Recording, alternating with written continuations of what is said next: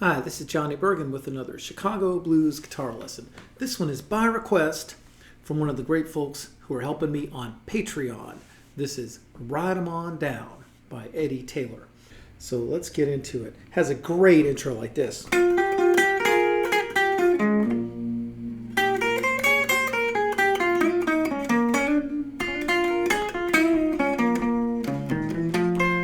Let's try it again, make it a little bit more, put a little more bite into there. Yeah.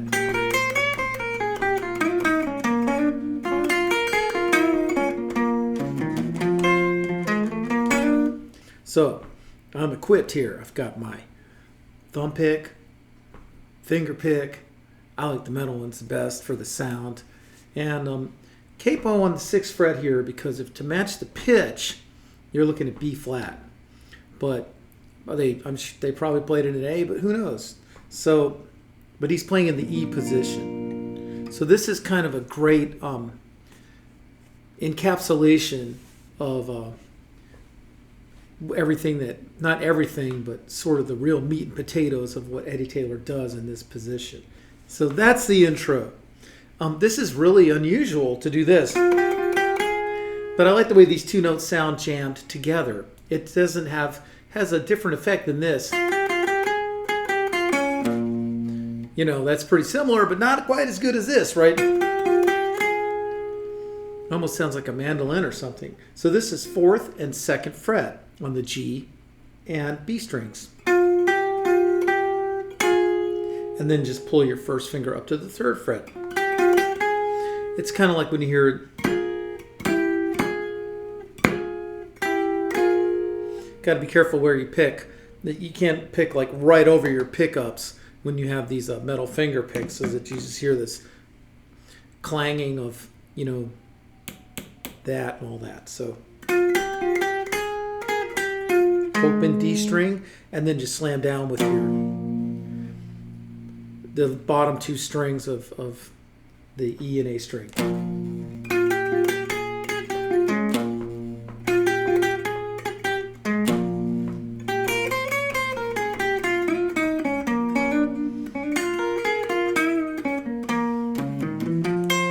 Yeah, so that ties it all up in a nutshell. That's your basic 4-bar intro.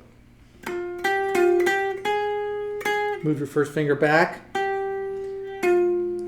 B string, G string, D string, and slam down on the low E. And go ahead and have your first finger there so you don't do this.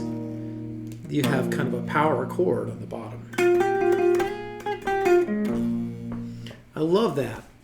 Because you kind of expect it to be the B7th, but he just plays the E, you know, it has a lot of weight to it. And then you're going to see that again and again. 2nd fret, B string, 1st fret, E string, 2nd, 3rd. It's like the top part of an A7th chord. Then come back down. And then try a slide. 4th fret up. Move your hand back to 2. So the whole deal. So the whole deal.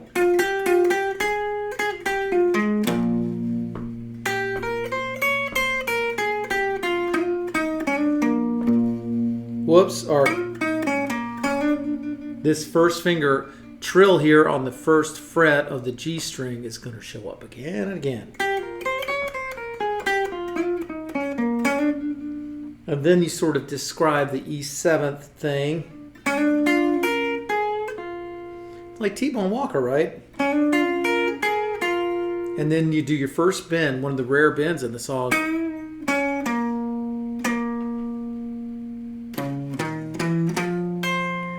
You can kind of do a 3-finger B7th chord here. Because it gets kind of crowded jamming these 4 fingers in front of your capo. So this is the capo version. You just have to bump into the G string with your first finger. And then you come up with that metal finger pick on the 2nd fret of the B string. So yeah, that's complicated. There's a lot going on there.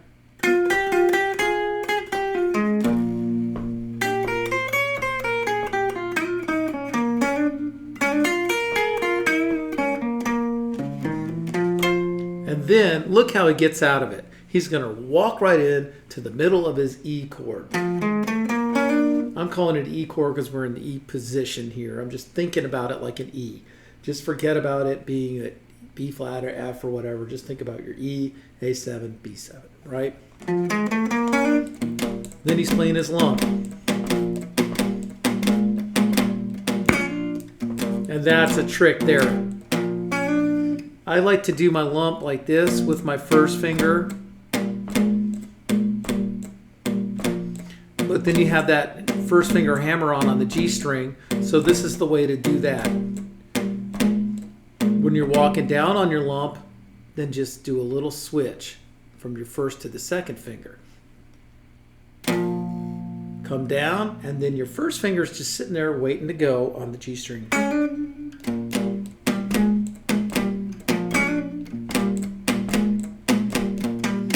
And every once in a while you hear that thing. I've talked about this in the Winehead Willie lesson, which if you like this, check out that one. That's a Winehead Woman by Willie Williams. You don't always just have this. You mostly have this, but sometimes you have this.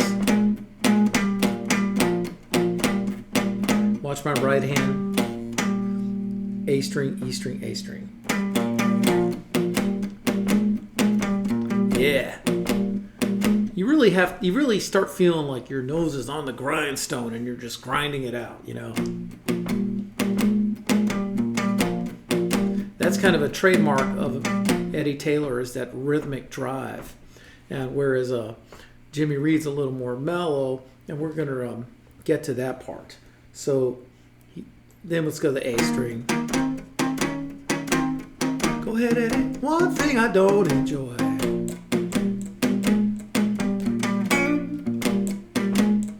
Well, then the same thing that we talked about in all these Jimmy Reed lessons, right?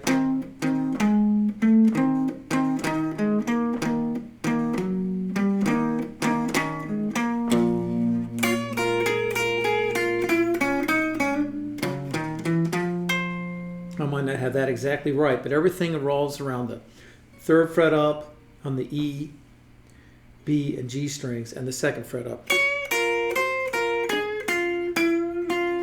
A half step bend from the third fret up on the G string is nice.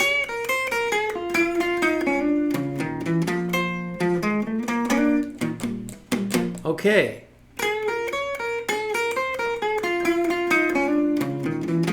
There's a lot of variations there. Now I'm going to talk about the solo, and this is a real classic one that's really good to learn more or less note for note. And let's try it. I don't think he's doing this, but it's hard to tell. I wish I'd been there. But you got to come up with your metal finger pick like this. The same chords that are in Country Boy, the same chords that are by Muddy Waters, same chords as in Blow One Blow. It's your D7th shape all the way up here on 10, 9, and 10. G, B, and E strings. This stuff is beautiful underneath the harp, right? All the harp players are going to love you for this. Everything goes down one fret, right? Y'all know this. And here's the famous Eddie Taylor chord, which is also at the beginning of Looking for Trouble. And he uses it in Bad Boy, but he uses a slightly bigger chord. This is 11, 9, and 11. So it's kind of a longer V shape. Your root's here on the first fret, on the 5th fret of the B string, right? So if you know this chord, it's your basic C7th shape, moved all the way up here to the 13th fret. And then you take these two fingers and put them on the G and high E strings. Then you have that. And you could use this chord instead, but I think he just uses the top 3 strings this time. So I call it the Last Night chord because it's in the song Last Night by Little Walter. But that's just what I call it. So anyway, he goes.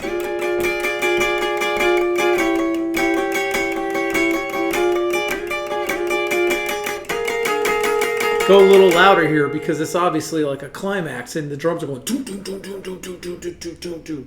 After this, he plays in this A7th position.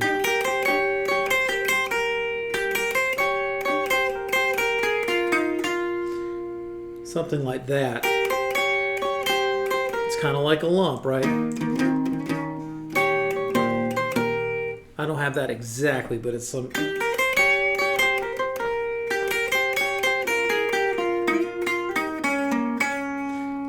And you feel him walking down back to the E, but instead he goes.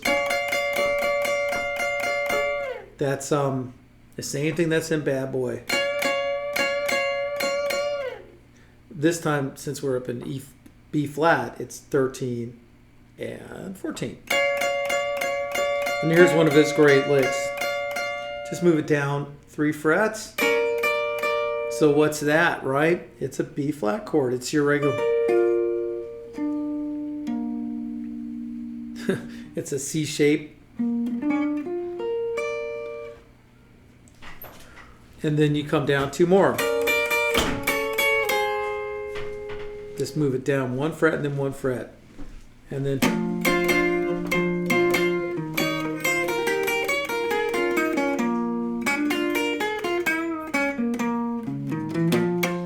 very much a review of the intro again, right? So the whole deal, let's try it.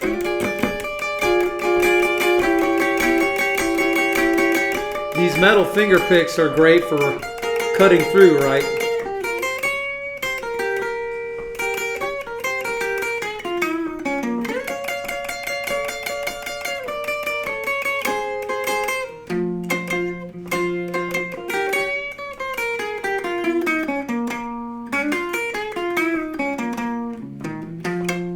So I hope that wasn't leaving you too far behind, but I'll start from here.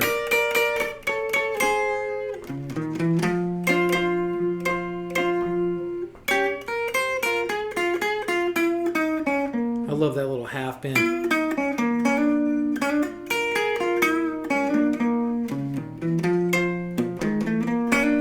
So there you go, man. So I guess what I'm going to do now is do a bit of a loop, and I'll just kind of a review. I'm going to do a loop and then hit the loop and then try to play the other guitar part, at least hit around the other guitar part to at least show how you can blend into it.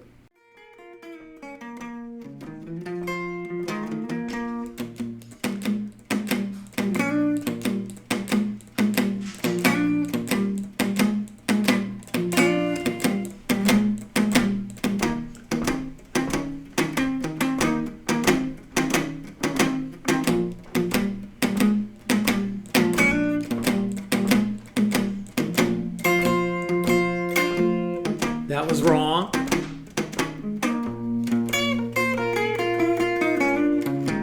Let's try one more.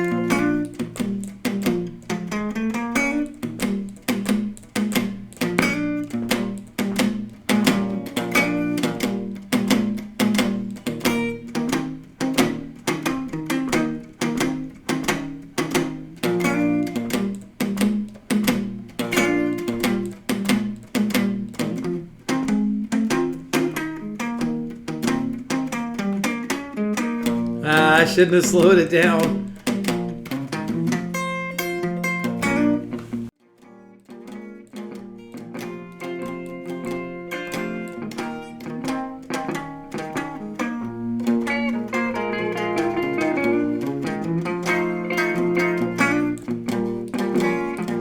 So yeah, just a different rhythmic feel sort of helps. Bump it to that open G string.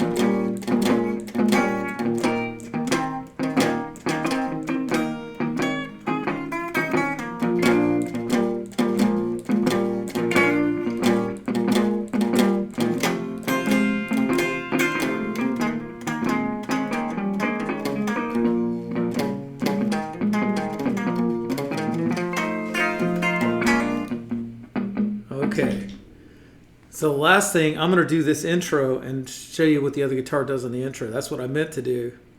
2, 3.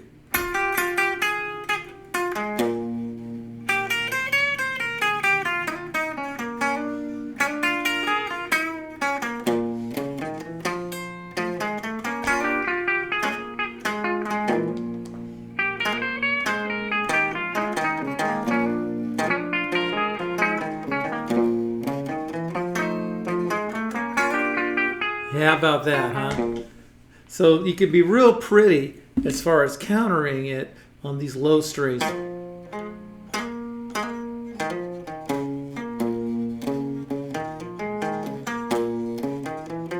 And it's so much fun if you can get together with someone and work those parts out. But basically your best friends are down here, right?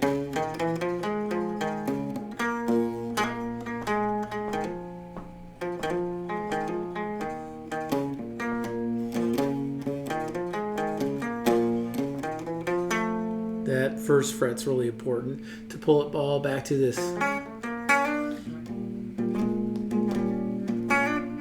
There you go. Do subscribe to my YouTube channel if you like these looks at the greats and the nooks and crannies. If you have some memories of anyone who played on this stuff, please share them, especially Eddie Taylor, but Jimmy Reed, Earl Phillips. Love to hear from you. So thanks a lot. See you next time.